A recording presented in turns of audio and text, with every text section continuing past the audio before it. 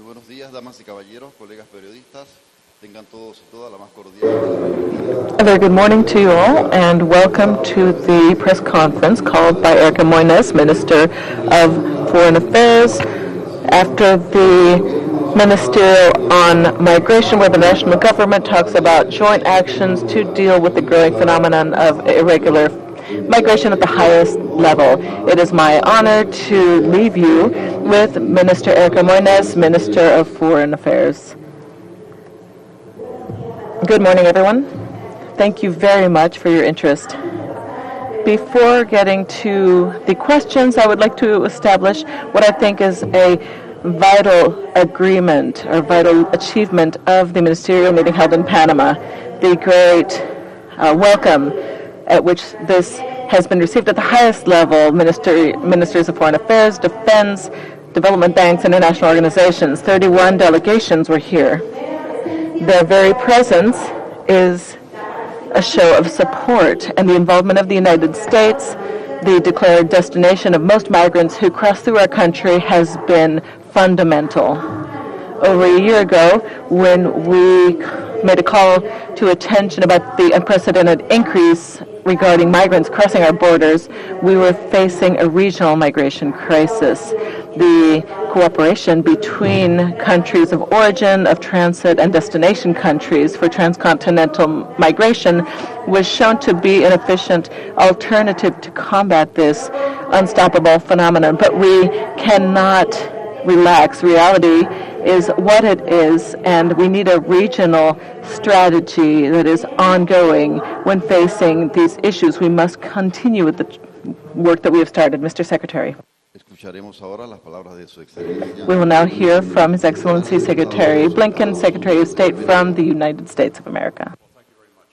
It is a pleasure to be in Panama, the bridge of the world, in the heart of the universe, with Prime Minister Munoz, Minister Security Pino, and my friend and colleague, Secretary Novas.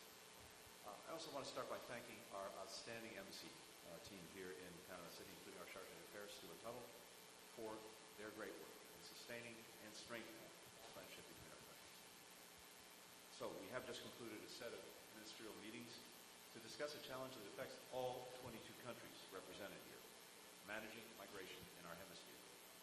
And precisely because it affects all, this is a challenge that we have to solve together, and that was at the heart of our discussions today. Here in Panama, we talked about some of the most urgent aspects of this issue, including helping stabilize and strengthen communities that are hosting migrants and refugees, creating more legal pathways to reinforce safe, orderly, and humane migration, dealing with the root causes of irregular migration by growing economic opportunity, fighting corruption, increasing citizen security, combating the climate crisis, improving democratic governance that's responsive to people's needs. Yesterday, Panama and the United States signed an arrangement to increase our bilateral cooperation across all of these issues. This is the second one we've made. The first was with Costa Rica. We hope to announce more in the coming weeks and months. This is how we deepen our coordination, and this is how we make more progress in helping vulnerable people, support communities, and protect the security of our borders. Our work together is going to continue at the Summit of the Americas in June, where we hope that leaders from across the region will be able to lay out shared principles for a shared response to regional migration and forced displacement. I also want to mention the international organizations that joined us here in Panama. They are critical partners in everything that we're working to do. The International Organization for Migration, the International Committee of the Red Cross, the Office of the High Commissioner for Human Rights, the UN High Commissioner for Refugees, UNICEF, the World Bank, and also equally important partners, multilateral development banks. They joined us here as well, including the Andean Development Corporation, the Central American Bank for Economic Integration, the Inter-American Development Bank, and the International Monetary Fund. This is the kind of cross-cutting coordination that the challenges of irregular migration demand. We're grateful for everyone's participation and everyone's contributions. I want to thank the government of Panama for being a leader, a partner on this issue, and for bringing all of us together for 2 days of what were productive talks, productive planning, and action. As President Cortizo and I discussed yesterday, the partnership between Panama and the United States is one of the strongest that we have in the Americas. Our countries work together every single day on the issues that matter most to our people. Our economic relationship is strong, with more than $13 billion in bilateral trade between us that's supporting thousands of jobs in both our countries. And 72% of all goods that travel through the Panama Canal are either going to or coming from the United States. We're proud to be the largest humanitarian donor to international organizations in Panama, and their work complements Panama's own assistance to migrants and refugees. We're working closely on counterterrorism and counter-narcotics through our security cooperation and combating organized crime and money laundering through law enforcement cooperation. We're also fighting COVID-19 together. More than 70% of Panama's population is fully vaccinated, a remarkable achievement that the United States was proud to support with the donation of more than 500,000 Pfizer vaccine doses. We applaud Panama's leadership on climate, including the work that you've done on reforestation and decreasing energy emissions. And our countries stand together to support shared values here at home and around the world. We value Panama's strong voice in the region on democracy. We stand with Panama as it works to strengthen its own democratic governance and fighting corruption. And we appreciate how Panama stood firmly against Russia's unprovoked war of aggression against Ukraine and affirmed the principles of sovereignty and territorial integrity that lie at the heart of the United Nations Charter. Yesterday, Secretary Mayorkas and I visited the Panama Canal, something that I've, like so many millions of people, read about, studied, but when you see it, as I did for the first time, it really gives you pause at the extraordinary feat of human engineering, human ingenuity, but also the powerful symbol of the historical partnership between our countries. A reminder that Panama is at the center of so much global economic activity and connection, a gateway between the continents and oceans, a leader in the region and beyond, a true friend and partner to the United States. And for that, we're very thankful. Thank you. Tenemos las palabras de Su Excelencia Juan Manuel Pino, Ministro de His Seguridad Excellency Juan Pública. Manuel Pino, Minister of Public Safety. Buenos días a todos. Good morning, everyone. Primero, agradecer el First of tiempo all, I would like to que thank hemos you tenido for this time that we have spent together while working out in the field and working in bilateral meetings and in multilateral meetings as well. la atención a este fenómeno We migratorio. have tackled this issue from many angles.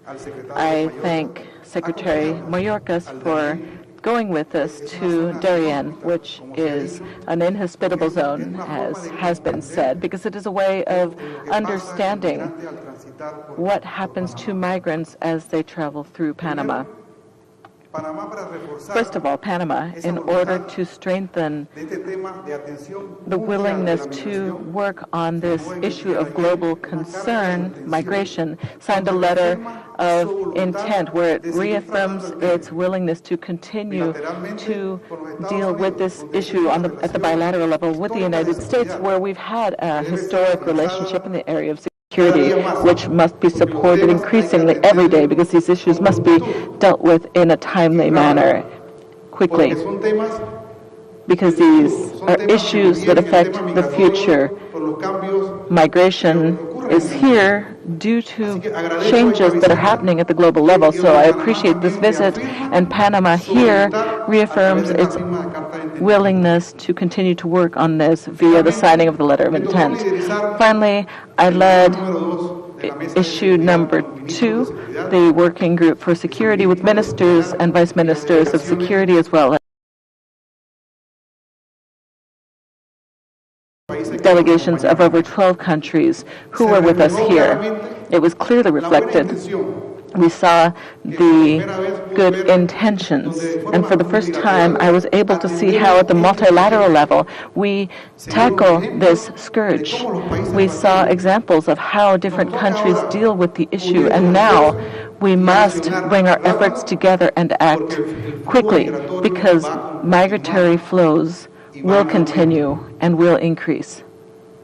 We saw the need to promote stabilization, control measures, awareness campaigns, and preventing irregular migration and the risks that are linked to this phenomenon. Transit routes must be safer. We must harmonize migratory policies. We must preserve the environment. We need to look at new schemes and new work-related migration schemes. Traceability, we need technology and tools. We need to exchange information in a timely fashion, and we must improve our cooperation in order to improve security in the region. During my time as Minister of Security and during my career in security agencies, I'd never seen a meeting that was as aligned around one single issue, a common issue, where countries have come to an agreement. We have set forth a route, but this route and the destination, we must travel this route quickly. And I can say and affirm that there is a great deal of willingness on behalf of the countries who participated, and I appreciate that. I appreciate that call that was made through the Panamanian Ministry of Foreign Affairs, because this is a golden opportunity, and we must continue to build on this issue for a better future for our countries. Thank you all very much. Words now from Secretary of DHS, Alejandro Mayorkas from the U.S. Our gratitude to President Cortizo, Ministers Moines and Pino for convening, hosting, and welcoming us here in beautiful Panama. By bringing us together from across this region, we are demonstrating the commitment shared by each one of us and our nations to address our joint hemispheric challenge of irregular migration, its impacts, its complexities, and the factors causing it. These issues have tested our governments and our citizens in the United States, Panama, and throughout the Americas. And this task has been made more difficult and more urgent in the face of an ongoing pandemic, natural disasters worsened by climate change, threats to public safety and economic security, and much more. None of these matters exist in isolation. Each requires creative and unified solutions. All of them demand our cooperation and our partnership. The presence of leaders from so many countries at this ministerial demonstrates the urgency of this issue for our entire hemisphere and reinforces our shared determination to engage in this kind of collaboration. For the Department of Homeland Security that I am proud to represent, our immediate goals are crystal clear. Think regionally about stemming migration flows through enhanced prevention and enforcement. Create viable legal pathways in a spirit of regional responsibility sharing. Address root causes by investing in the stabilization of communities that need it most. Foster and grow legitimate trade and travel between our countries that will help our communities prosper, and attack the shared dangers of transnational crime. To meet these objectives throughout this week's meetings, ongoing consultations, and building on bilateral and regional arrangements and agreements, we will do what we can to strengthen access to stronger protections and legal pathways for refugees and vulnerable migrants. We will focus on ways to help prevent these individuals and families from experiencing the desperation that drives people to embark on these dangerous journeys in the first place. We will seize the opportunity presented by this ministerial to identify the support and resources that will help stabilize communities affected by migration and strengthen humane border management across the region. We will build on the growing momentum in our hemisphere and toward a regional responsibility sharing and a recognition that each country must do its part to address irregular migration in our region, which involves so much human suffering. This is one step in a larger effort. One of our next opportunities, as my friend and colleague Secretary Blinken stated, will come at the Summit of the Americas in my hometown of Los Angeles, California, where we will focus on the theme of building a resilient, sustainable, and equitable future in our hemisphere. But before then, now, we will act. We will tackle the shared challenges, seize the opportunities, and begin to realize our shared goals and underlying values. Thank you once again for your welcome and partnership. Muy bien, distinguidos periodistas, de inmediato abrimos Thank you. el Now, periodo de for the preguntas y media, we will respuestas open our por Q&A parte de los session diferentes medios de comunicación. for different En media primera instancia, outlets. le cedemos el First, turno we al will colega give the Isaías floor to Cedeño, Isaías de Cedeño from TVNE. Hello, good morning. I would like to know specifically what the policies are that will be undertaken by the U.S. now in order to tackle migration, as countries of origin where this problem originates has not been present. We haven't had Venezuela, Cuba, and Haiti, for example, have not been present at this meeting.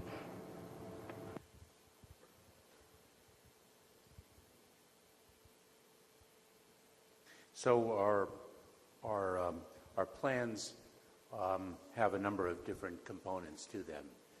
One critical first step is reflected in the ministerial that we have convened today that has brought together so many different nations. And that is to address the root causes of why individuals flee their homes, leave their countries of origin for lands that are unfamiliar to them, the process of stabilization. Secondly, to build legal, orderly, and humane pathways so individuals do not need to place their lives, their well-beings, the well-beings of their loved ones in the hands of smugglers and traffickers who only seek to exploit them for profit. Third is to develop humanitarian programs for individuals already resident in the countries other than those of their origin so that we can settle them in a stable and prosperous manner, address their needs, present them with the opportunities of a stable life in their new homes. Lastly, of course, in the United States, we have significant humanitarian programs, the asylum program, but we also take pride in being not only a nation of immigrants, but a nation of laws. Those who qualify for relief under our nation's laws will be provided a home in the United States and an ability to resettle in the States. Those who do not qualify will be repatriated to their countries of origin, and so to give integrity to our system and to stand as a nation of laws as well as a nation of relief. And I really have very little to add because Secretary Mayorkas covered it so well. I would only emphasize one point because it's really what brought us together here today, and that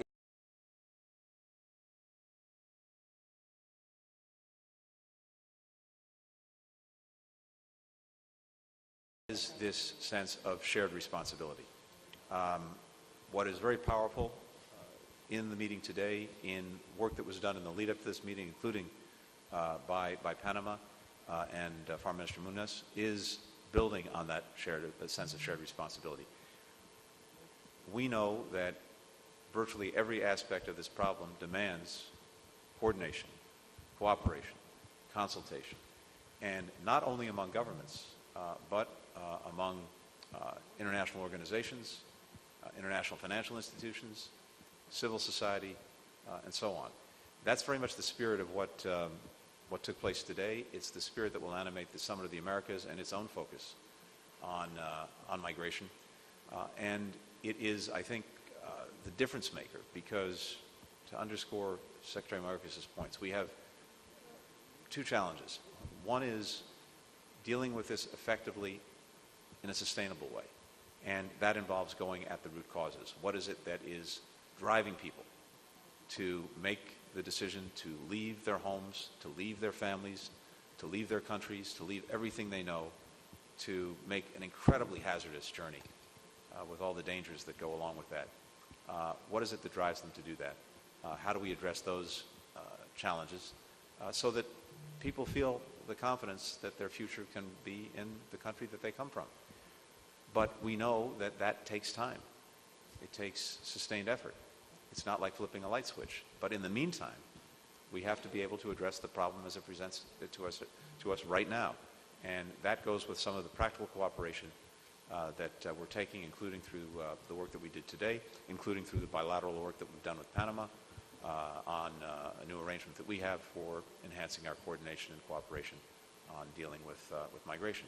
So we have to be able to deal with the short-term challenge, even as we address the long-term drivers, which is the only sustainable way to get at this. And all of that comes together in enhanced coordination, cooperation, shared responsibility. Our first question goes to Alfonso Fernandez Sanchez of EFE. Hello, Secretary Blinken. The U.S. government has underscored the need to tackle the root causes of migration in the Northern Triangle. Do you think these countries are making enough efforts? And particularly, are you worried about the decisions against freedom of speech and press in El Salvador by President Bukele? Do you think he's going down the authoritarian slope? A la canciller Moines, ¿considera que Estados Unidos está cumpliendo con su parte de responsabilidad en estas cuestiones migratorias? And do you think that the U.S. is complying with all that they are supposed to comply with these migratory things? First, what we are experiencing in our own hemisphere is multifaceted. And of course, there are challenges that are clear in the so-called Northern Triangle countries, in El Salvador, Honduras, and Guatemala, but also Nicaragua, Venezuela, Haiti, Cuba, and then people now coming into our hemisphere from beyond who are also on a migratory path, including coming to the United States. So we're looking at this comprehensively and looking at what we can do together to meet the challenge wherever it comes from. With regard to the Northern Triangle countries, we're working with each of them in different ways to address both short-term challenges, but also these long-term drivers. I would note that Vice President Harris, among other things, led a very significant call to action from the private sector to make new investments in the Northern Triangle countries. And since that call to action, I think we've seen something like $1.2 billion in additional investment that over time, as it takes root, will create new opportunities for people and help take away some of what's driving them to leave, which is the lack of economic opportunity. But it has to be comprehensive. Economic opportunity, governance, combating corruption, dealing with insecurity, all of these things are vital. But I think it's also fair to say that none of the countries in question, of course, can do this alone. The demands are extraordinary. So this is where all of us come into play, but it's also where the international financial institutions as well as international organizations come into play. And bringing all of that together with the goodwill and intentions of the governments in question, I think we can make a real difference. When it comes to El Salvador more explicitly, look, we have a strong partnership with the people of El Salvador. El Salvador has experienced setbacks in democratic governance, in the separation of powers, the rule of law. And we look to President Bukele to make progress in addressing some of those setbacks. We also urge El Salvador to implement the state of emergency in a manner that is consistent with human rights. We can tackle violence and crime while also protecting civil rights and fundamental freedoms. These two things are not in opposition to each other.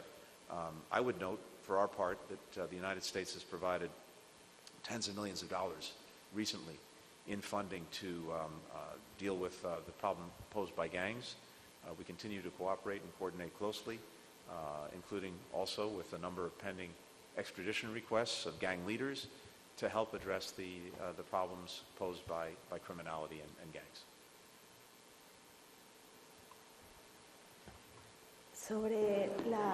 Regarding the participation of the U.S., I believe, First of all, I would say that their participation, as I said before, because the U.S. is the destination of most of the migrants, their participation here is fundamental, but also not only from the work that we have been doing.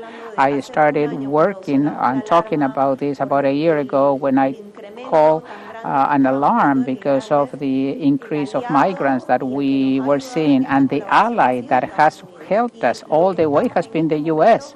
And what we are doing now is to show the result of that working together with all the countries in the region, but the U.S. is a leader in this. I think that the fact that we are here together, we have security, foreign policy on both sides of the country, because these are the priorities for us. Migration and are issues for us and for the U.S., and it's also a priority for the security issue for Panama and for the U.S. Para su pregunta, el periodista José Adames, de CERTV. Adames from CERTV. ¿Qué tal? Buenas tardes. Estamos en vivo para CERTV Noticias. Good afternoon. We are here live, and this is for the Foreign Minister. This is the third meeting held in this country to deal with irregular migration. However, how does financing work together with multilateral support in the area of migration, and what is the agreement that will be arrived at as a result of this meeting? La participación de delegaciones y representantes de la banca de desarrollo, además de los organismos internacionales, ha sido clave en esta reunión. Meeting, because when you were talking specifically about the root causes and how to settle populations, infrastructure creates prosperity. It creates development, and that is what we need to strive for. And in order to do that, we need to get them involved, to get their commitments, so they hear realities, so they hear what is going on in each country, to have specific proposals drafted to involve the private sector. So they need to be a part of this exercise. We have three of the most important banks represented here, as well as international organizations. This is the way to work together and to create regional projects little by little to create the development that we need. Priscilla Alvarez, CNN. Secretary Mayorkas, in light of the increase of Cubans at the U.S.-Mexico border, what does the U.S. hope to accomplish in migration talks with Cuba this week? And is there consideration within the administration to delay the end of Title 42? And for Secretary Blinken on Ukraine, Russia and Ukraine say a humanitarian corridor has been established for Ukrainians who are women, children, and elderly to leave Mariupol. Does the U.S. urge Ukrainians to depart the city that way? Is there reason to believe it is a safe exit, and is the U.S. helping in those efforts? Thank you. Thank you very much. I don't want to get ahead of the dialogue between the United States and Cuba, but as everyone knows, we have had migration accords with the country of Cuba for many, many years. Those were discontinued, and we will explore the possibility of resuming that. And that is a reflection of our commitment to legal, orderly, and humane pathways, so individuals, including Cubans, do not take, for example, to the seas, which is an extraordinarily perilous journey. Title 42, the Centers for Disease Control and Prevention, announced a while ago now that the use of Title 42, which is a public health authority and not an immigration policy, will discontinue as of May 23rd, and we are in the Department of Homeland Security and throughout the government planning accordingly. Thank you. And with regard to Ukraine and the situation in Mariupol and humanitarian corridors, a few things. First, what the world witnessed just a couple of weeks ago when the receding Russian tide from Bucha revealed what was left in its wake in terms of death, destruction, atrocities. We can only anticipate that this tide also at some point recedes from Mariupol. We're going to see far worse, if that's possible to imagine. So the conditions there, the situation there as a result of this Russian aggression are truly horrific. And of course, we want to see people who are in harm's way, if they're able to, leave it safely and securely. The judgment on whether the humanitarian corridor established to do that from Mariupol is safe and secure is one ultimately that the Ukrainian government is going to make. We're certainly assisting in that process, giving our own evaluations and assessments, and ultimately the decision to leave is going to be a burden on the people themselves to make that very difficult decision.